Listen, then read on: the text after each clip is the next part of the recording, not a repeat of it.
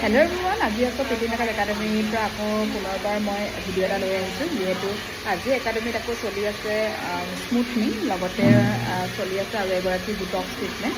যিহেতু মই হেয়াৰবোৰ দেখুৱাই দিম কেনেকুৱা আছিলে, তেওঁলোকে স্মুথনিং কৰিব পৰা হয়নে নহয়।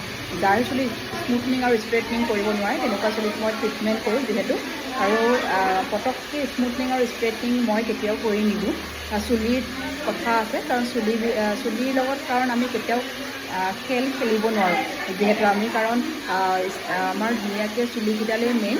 ধুনীয়াকৈ যদি আমি চুলিকেইডাল যদি ভালকৈ যদি ট্ৰিটমেণ্ট কৰোঁ তেতিয়াহ'লে বহুত ধুনীয়াকৈ মানে ভাল হৈ থাকিব। যত্ন ল'ব লাগিব তাৰ উপৰি। আৰু আহকচোন মই দেখাই দিওঁ আপোনালোকক কেনেকুৱানো চুলিখিনি কি কৰি আছোঁ।